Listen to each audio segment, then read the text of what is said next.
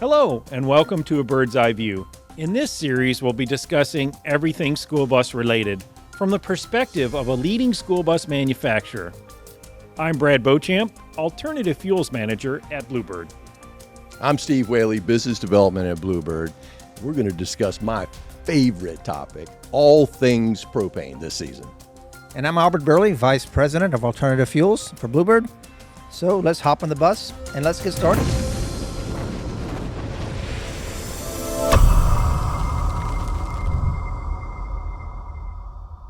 Welcome to A Bird's Eye View. In this episode, we're going to talk about propane infrastructure. And with me, I have Steve Whaley. Steve, tell us a little bit about this topic and propane infrastructure. It's fascinating. We talked about buses and them being powered by different power sources and propane being one of them. Fuel in the bus is obviously very important. So it is. And when you talk about anything alternative, you have the actual vehicle, and a lot of people can overcome the making of an alternative fuel vehicle. But one of the biggest challenges for all the alternatives is how do we get this energy in the bus? And how much is it going to cost? How long does it take to make it all happen? And propane has some serious advantages in that aspects of infrastructure. We're able to set up a propane fueling station relatively quickly compared to other alternatives, and so it works pretty well. So it sounds like you've got some experience here on getting that energy into the bus. Tell me a little bit about that background and how I got started. I was working for a propane supplier, doing propane fleets, and getting that infrastructure in with the fleet was the biggest part, because you can convert the vehicles and make it work. But how do you make it happen on fueling them? Because gasoline and diesel are ubiquitous. They're everywhere on all the corners. But setting up the infrastructure for a fleet behind their gate so that their drivers can fuel is a really important part. And that's what I did. So when I would work with fleets to try and convert over to propane, we would build scalable infrastructure, because not everybody turns over a fleet to a new fuel overnight. You do a few vehicles and you do a few more vehicles. So your infrastructure has to be scalable.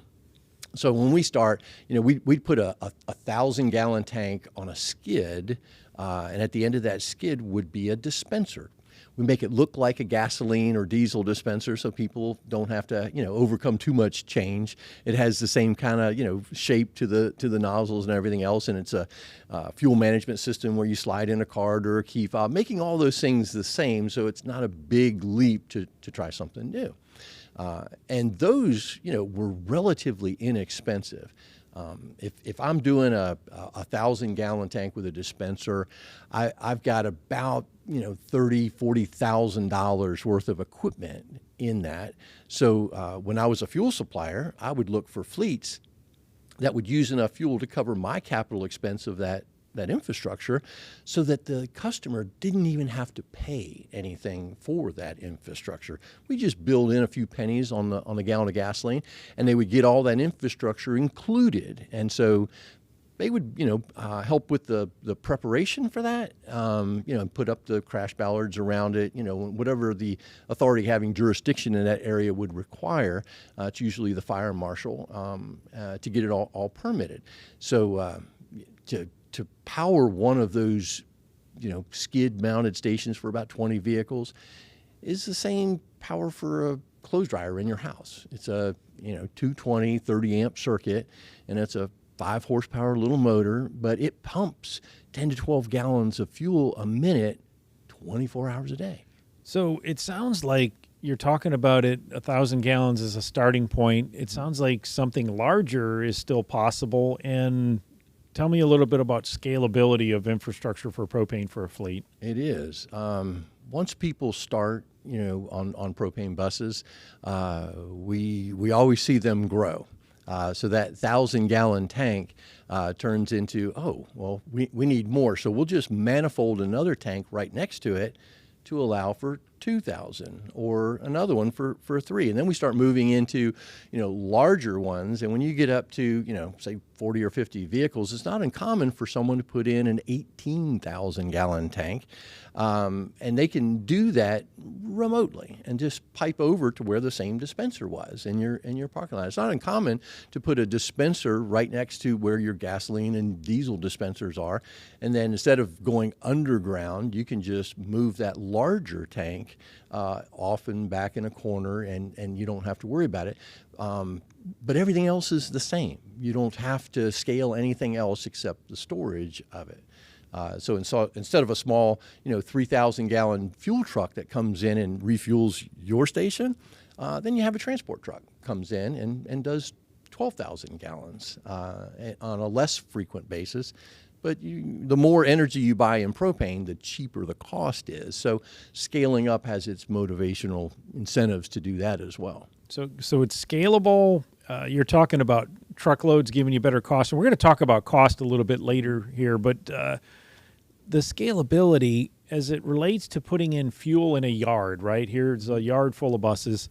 Talk to me a little bit about, is it harder, easier than gas or diesel? You mentioned and touched on the fire marshal is usually the jurisdiction. Talk to me about, is it easy to put propane fuel in and expand my system in my yard? Let's go from one end to the other. Some fleets, like the city of Boston, didn't have room for its diesel refueling. So there was a diesel fuel truck that would come in and fuel 400 diesel buses every night. And when they wanted to go to propane, they wanted to make sure that they could have that same flexibility, because there just wasn't a physical room for any fueling there. So we did. We came in with 2 propane fuel trucks and filled all 400 of them every single night. So that's a possibility to make it happen in some environments like that. But most folks want to have their own fuel station behind the gate that they can have control over, so that their drivers don't have to go out to a public place and literally bump into somebody with their vehicle, but they can do it all behind the gate and make it good. So there's that option. And then there's also the option of mobile fueling. We can actually have a fuel station on a trailer with its own generator, and you can take it to a parking lot or to a remote area. You're talking about resiliency. You can take propane anywhere and make it work. If a propane bus, for one reason or another, runs out of fuel on a route, that fuel truck can come, or a towable fuel station can come and fuel it up right there if an emergency were to happen.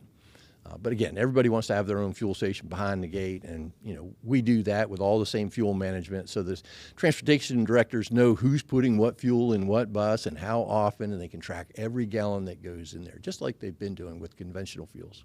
But it sounds actually easier than conventional fuels for expandability, mobility. Hey, I've got a mobile fueler. It sounds actually easier than if I was to try to put a gas or diesel It station. is. And on the regulatory side, too, because there's a lot of regulation on putting in gasoline and diesel because of the risk of spilling it. You can contaminate the ground, you can contaminate water sources and things like that, where propane can't contaminate those things. The EPA doesn't even regulate the installation of a propane fueling station because of that. So on that environmental side, on the infrastructure side, is it fair to say that even environmentally it's easier to be able to deal with? You're saying you don't have as much permit and regulation, but over the long term you also have less risk. Is that a fair statement? It is. As well? On the environmental side, it's much less risk and much less expensive. But propane is like any fuel that's going to propel a bus. Is dangerous, just like gasoline, diesel, electric, hydrogen. All of them have that element of danger because they're powerful energies. So the fire marshal usually has that part of the permitting. You make sure that the storage tank isn't under a power line and has a setback, from a building, and all of those things. The propane supplier takes care of for you. They know this. They do this on a regular basis. They're setting up these fuel tanks, and they know their area of jurisdiction. They know their fire marshal, and they work with them in getting those permits for you. So, as you're thinking about adopting propane, you're going to help with the workflow of how you want it to be in your own, parking area and setting it up for the, making sure that you're not bottlenecking anything else. But the propane marketer who does this and supplies you with that infrastructure and a long-term fuel contract that's mutually beneficial for both of you, they take care of that. And when you use their infrastructure instead of buying your own, which 95% of the people out there do, they just use the propane provider's infrastructure, then that provider also maintains that equipment. So, if anything happens, they're out there to fix it and make it all good.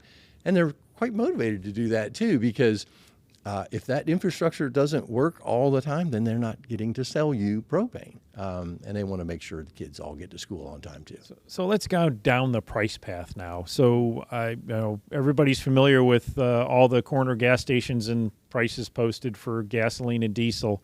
Propane auto gas being the third most popular fuel in the world. For a school district or a contractor, how does that pricing play out? How should that be looked at or viewed? Mm-hmm. I like to use, there's websites out there that have propane pricing based on region. And, the average price today is about $1.55.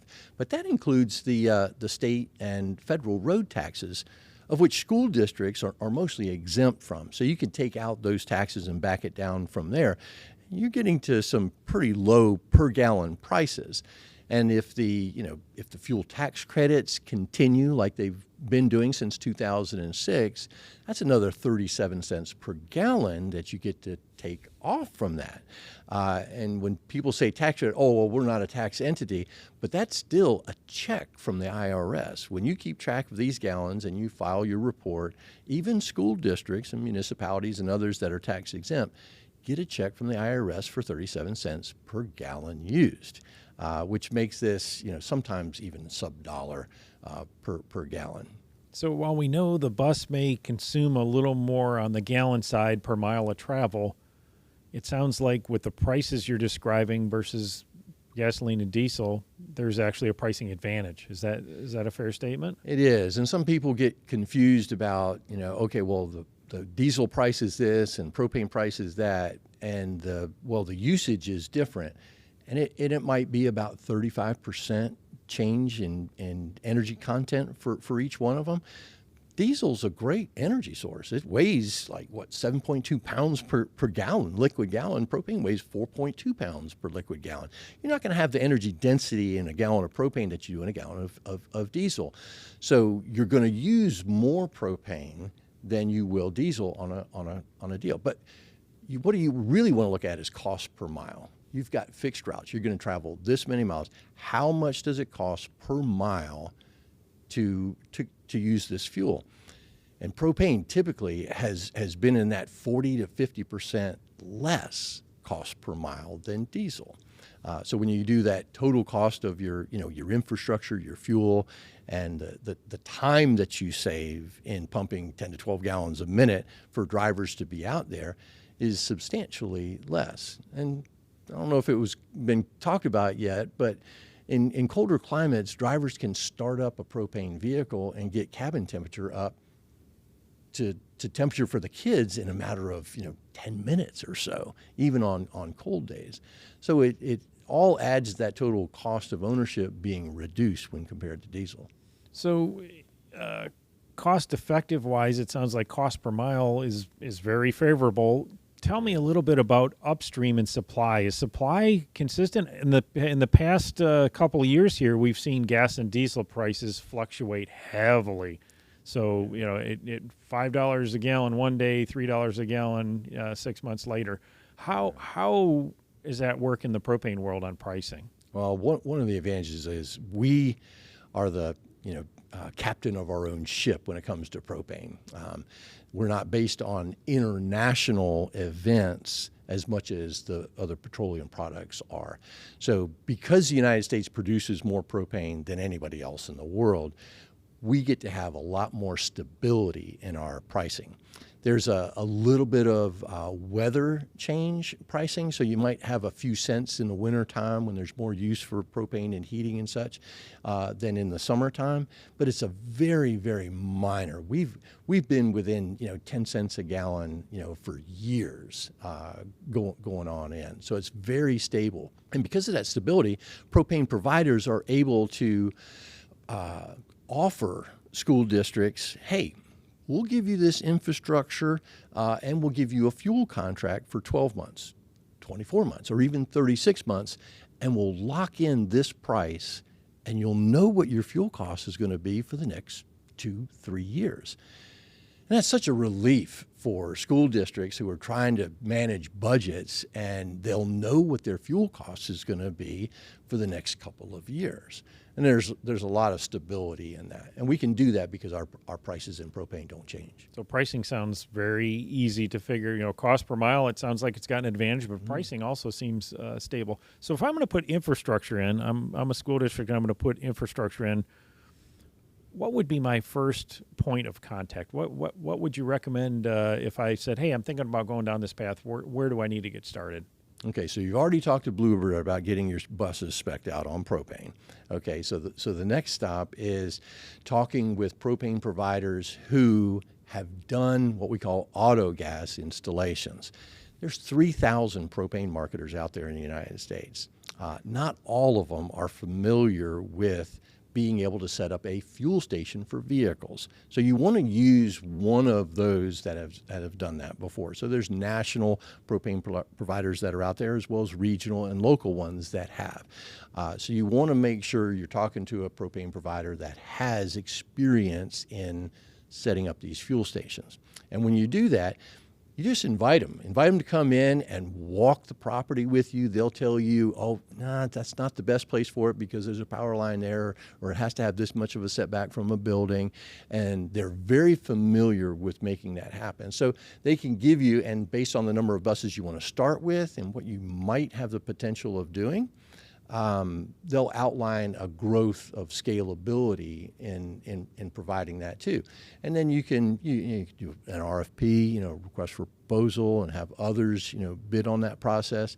However your purchasing, guidelines are for your district to make that happen.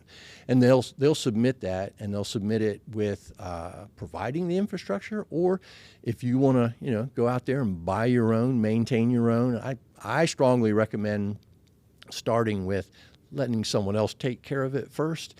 And they provide all the training necessary for drivers to fuel it. And quite frankly, drivers like it a whole lot because they don't smell like diesel at the end of the day, because it's just a pop on, pop off, quick connect, and they're on their way. It makes it super easy. So down that route, infrastructure and actually training those that are using it to fuel the vehicle, what's that look like typically?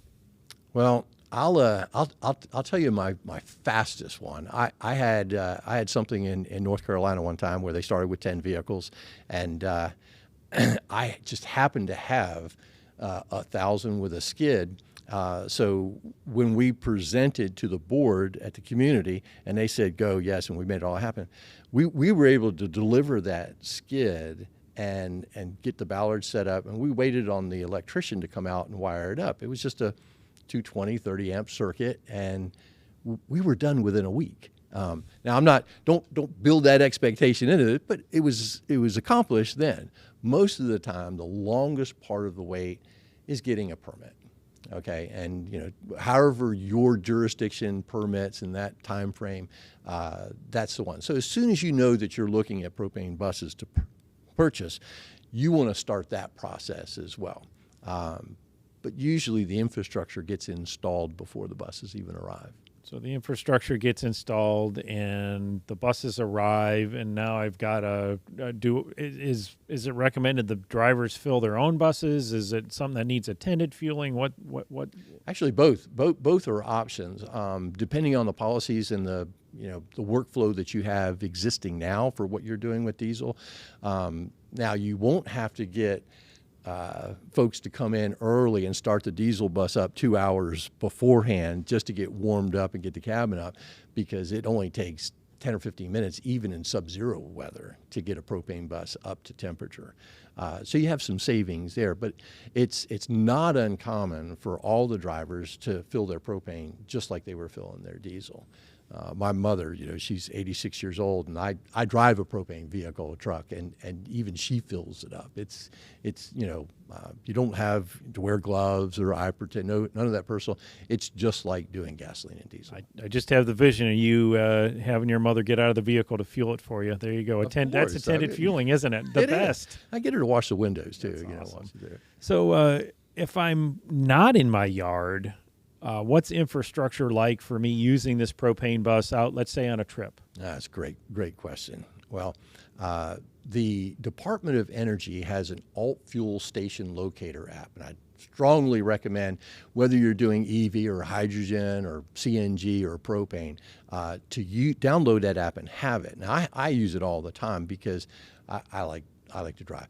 And so you have 2,700 locations nationwide that are public, the ones that are outside someone's gate you can have access to, where you can use a credit card to make that happen. But when Bluebird makes its propane buses, the cool part about it is they don't get flatbedded to where their destination is. They're made here in Georgia, and they're going to Seattle, and they get driven there because of the infrastructure that's available all the way through these United States, and they can make that happen. So, infrastructure being plentiful, what kind of things longevity-wise do I have to consider for infrastructure? Am I going to have to replace it every 3 to 5 years? It sounds like the propane provider can provide the equipment, so I imagine they can swap equipment out if they need to. It's scalable. But let's say I have a propane station. What should my maintenance and life expectancy be on the infrastructure side?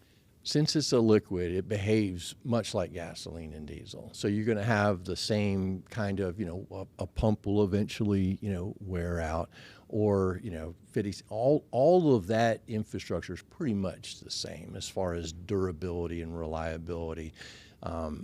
We are mostly all above ground, so that we don't have to worry about what's happening underground. Is the tank seeping and doing that? That wonderful ethyl mercaptan that we put in our non-odorized fuel to make it odorized makes it very clear if there's ever a leak at a fitting or things like that. People will smell, and then their nose will be that great leak detector, and they'll notice that smell long before it is a dangerous smell. That's how pervasive the ethyl mercaptan is. So what types of safety equipment around the infrastructure do I have, and is it different from traditional fueling? No, it has to. And all of that NFPA 38 guidelines have to apply to propane. So you have, crash protection set up. You have back check valves. You've got that big red button, that you pull, and hit in case there's a leak. There's breakaway hoses that some fleets have tested to find out if it works or not. Just like gasoline and diesel, if you leave it connected and you do a drive off, that hose does break away and automatically shuts down everything to do it. On some of the new technology that we have in the infrastructure that uses not a key fob or a credit card, but actually your phone, where you scan the QR code at the fuel station, you scan the QR code at your vehicle, they match up, you've got an account set up, and it's remote, it's on top of some mountain because it has its own generator to make it work.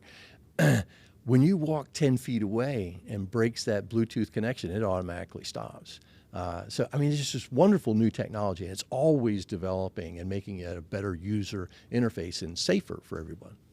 So now I've used the infrastructure safely. How do I get this thing refilled and replenished? Do I just pipe it into the local propane provider, or since they put it on the actual property, or how are they? I know you even mentioned something like full loads in a tanker truck. How do I get that set up? What am I looking at? All the providers of propane that put the infrastructure in have telemetry on those tanks. This telemetry tells them exactly the volumetric level of the fuel that's in there. The transportation director also has that, but it's just so that they can see. The propane provider is always going to keep that tank full. They're not going to let it run out, because if it runs out, that's catastrophic for a fleet. So they're going to keep their fuel truck coming whenever it needs. It goes 80%, it goes 60%, it goes 40%. Well, let's get that next load in there. And as the fleet grows, that changes. That's why they're always monitoring that. When your fleet gets to another size and you go from a 1,000-gallon tank up to an 18,000-gallon tank, it's not a fuel truck that's just delivering 3,000 gallons. Now it's a transport truck that's delivering 10, 12,000 gallons. And it only comes as often as it needs to replenish. But it's not a worry of the fleet. The fleet doesn't have to worry about, I need to call them and get. They're going to be there and they're going to take it. I've had some fleets that grew so fast that they were coming daily and filling it up. And there's no propane supplier in the world that minds coming daily to sell fuel. So that's what they're in business. Pushing a lot of gallons is a good thing. It's actually a good thing. So I've got an island in my yard that already has gas and diesel on it. If I wanted to add an actual propane dispenser onto that island, can they all live happily together? There's a couple of options. You can put the tank remotely, but then you'll have to cut through the concrete with piping to get there.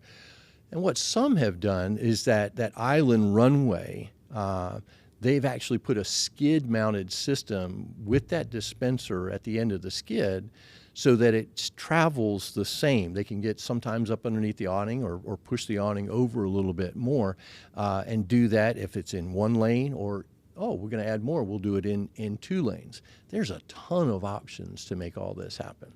So fill rate, I'm at the dispenser and I'm filling a bus up. What should I expect it to be similar to the flow of gas and diesel when I'm filling? Sure. Now, if you're going to an old gas station where the pump might not be so powerful and you're getting maybe 6 to 8 gallons a minute, if you're going to a new gas station, and you've noticed this before too, wow, this is going much faster.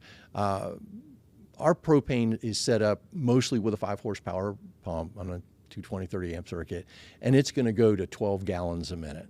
Okay, so you're going to be just as fast, or if not faster, than some of your diesel or gasoline, depending on how old those systems are. So you're talking about minutes to fill up a 93-gallon tank on a school bus, even if it was all the way run down. So you can get those 400-plus miles with just a few minutes filling it up.